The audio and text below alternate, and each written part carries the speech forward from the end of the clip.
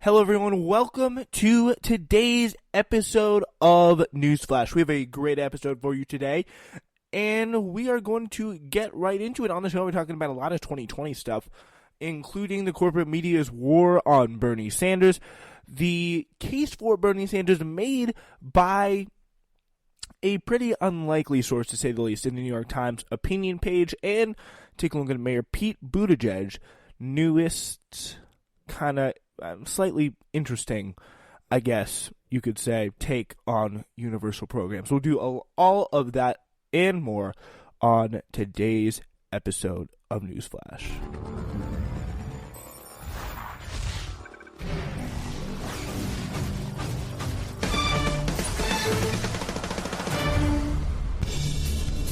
Also, a little special note today, check out the video portions of today's podcast, which will be available on our brand new, up and running, relaunch YouTube page. You can go check that out, subscribe. It is Spencer Walsh. That's the name of the channel right now, Spencer Walsh. And you can just check that out for the latest. We're going to be posting some also maybe even original content on that as well. So yeah, it's going to be some very interesting stuff that's definitely, I think, worth looking into. So with that, let's start the show and get right into our first story on the day.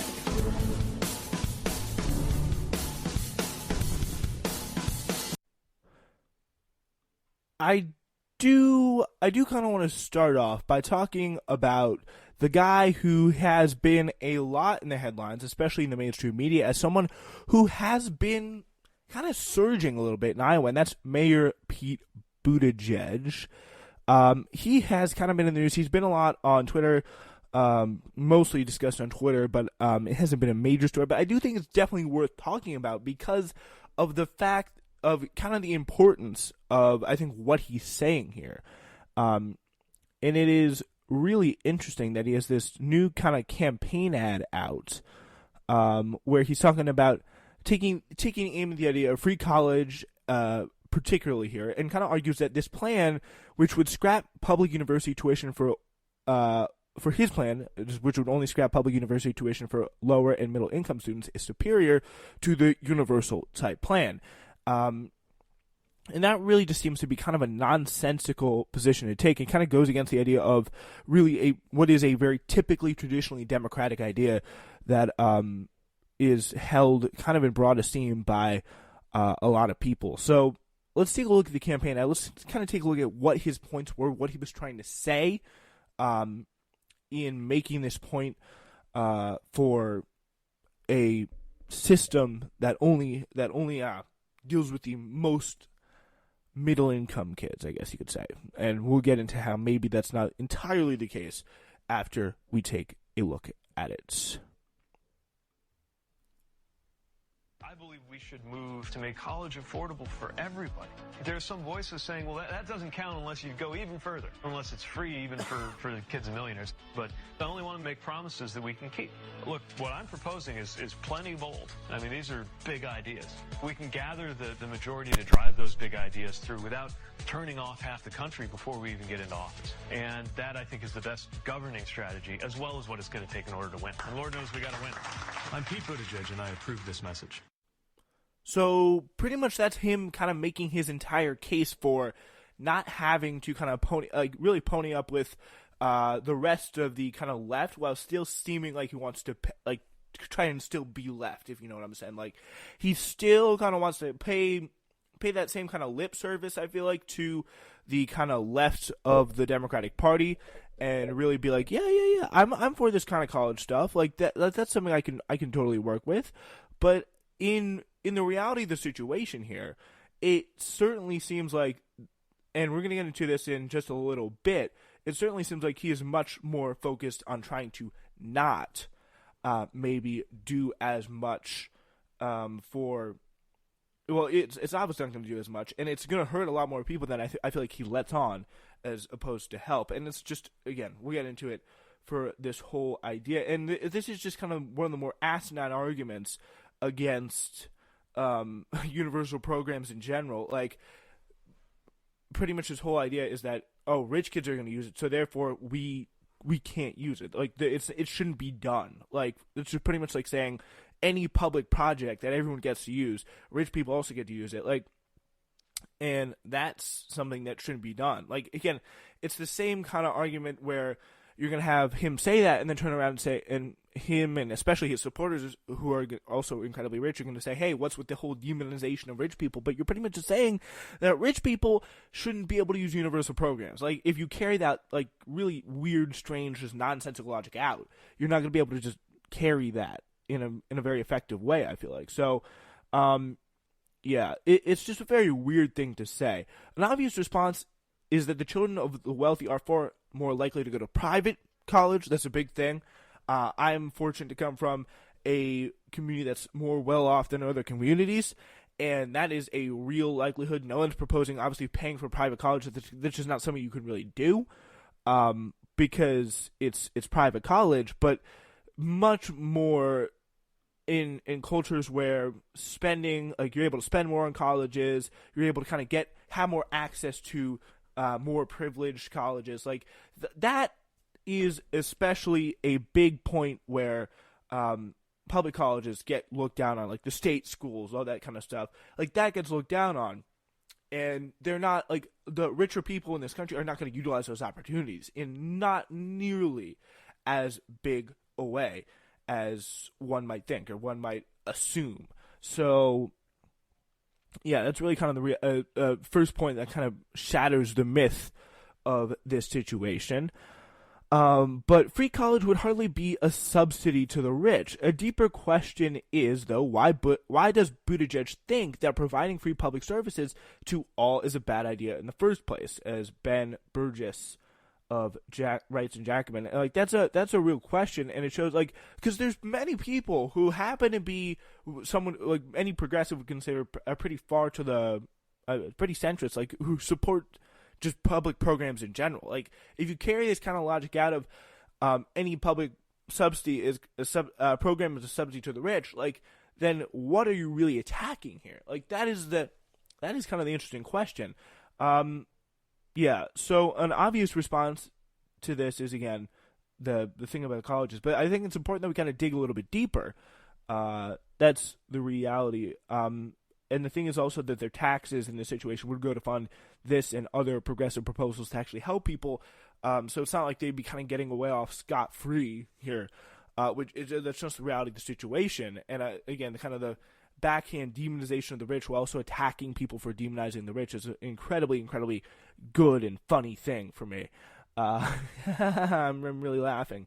Yeah, it is a really kind of insane piece out. This kind of coincides with insane, probably, I don't know what the campaign had to really do to get this piece out in the Washington Post, but they literally went out and were like, the Buttigieg campaign is more progressive, for sure. The Buttigieg college program is more progressive than Bernie Sanders and Elizabeth Warren's, and apparently their thing would wastefully hand tuition subsidies to wealthy families who don't need the help. By means testing his program, they argue, Buttigieg frees himself up to spend some of the money he would raise from the 1% on other worthy causes, whereas Sanders and Warren need new and different revenue raisers, some of them implausibly or economically risky, to fund their more expensive programs. So, yeah. I mean, I think they probably both made pretty clear how they're going to pay for them. I know Warren has with her quote-unquote 2-cent tax that she's been talking about for all that time. Like she's made that quite clear about how she's gonna go on and pay for that. Bernie has a plan out for on his website. I'm sure it's through some sort of tax on something. But the general idea is there is going to have to be some sort of a handling on this, because if you pay, if you're able to kind of like universal, like if it's not universal, then the program just doesn't have enough money to survive. And the cutoff here, which is the means testing here, is $100,000. And that pretty much means two working families making $50,000, they will not be able to access the college program. So it's pretty much it's really kind of insane that is where the cutoff is, because it's just like, what? Like, I just don't see it. I really just don't see that. Um, Even on another sub area of higher education policy, student debt forgiveness, Buttigieg is fairly stingy, not just with middle income and above people.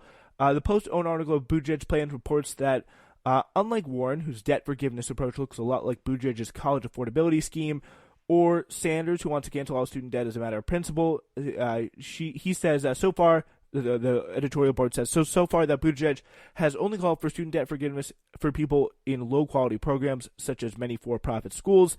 Second, in tying contrast to Sanders and Warren's implausible or economically risky financing mechanisms with Buttigieg's presumably plausible and risk-free alternatives, the Post isn't comparing like with like. Bernie Sanders, for example, goes into detail about financing the higher education section of his campaign website, putting exact numbers on the tax he would impose on Wall Street transactions. That's right, I was forgetting about the Wall Street speculation tax, because that's really a big thing that he kind of emphasizes here.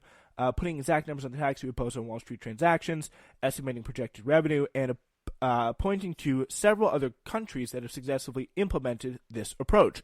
The parallel section of Buttigieg's website does not mention revenue at all. In fact, the 11-page document covering this and other issues, which appears on Buttigieg's campaign, which Buttigieg's campaign refers to as a plan.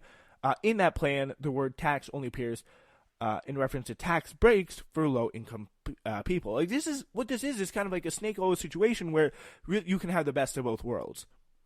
And he kind of does this with healthcare too. So Medicare for all who want it. Like, we can have it without having to have that kind of trade-off, because it's so like for these kind of politician type people, and I do include Elizabeth Warren in it too, like, they really, really kind of hesitate to want to give you the trade-off, or really speak in terms of letting people know that there's going to have to be a trade-off for this thing to work successfully.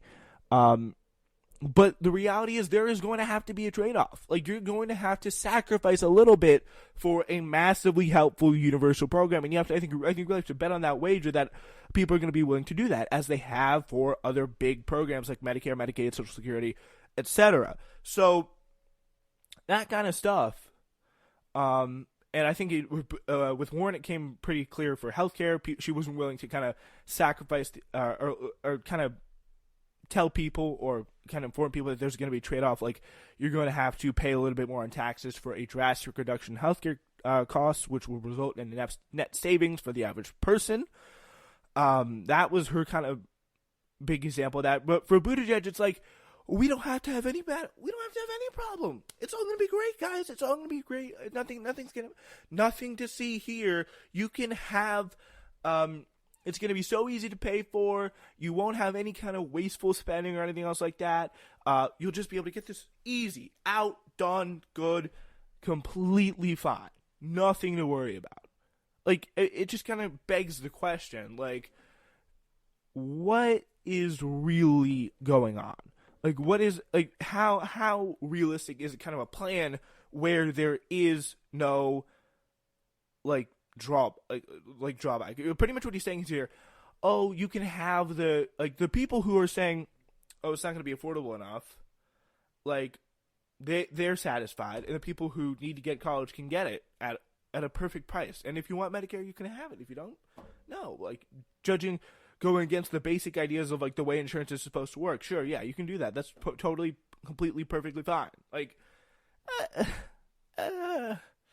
I'm a little hesitant on that front. So, yeah, that is the worrying aspect of that. And, of course, a lot of that data there we got from Ben Burgess and the Jacobin. Yeah, so that's an interesting thing going on where all things kind of 2020 are concerned. There has been, I'm going to be completely honest here with you, there has been something very strange, at least I think, that's been kind of going on as of late. And I saw this recently in the New York Times. I always love to go check out the esteemed newspaper that is the New York Times. And when I was doing that, I saw this particular article by this particular fellow that I found to be very, very interesting. In fact, so this article, this is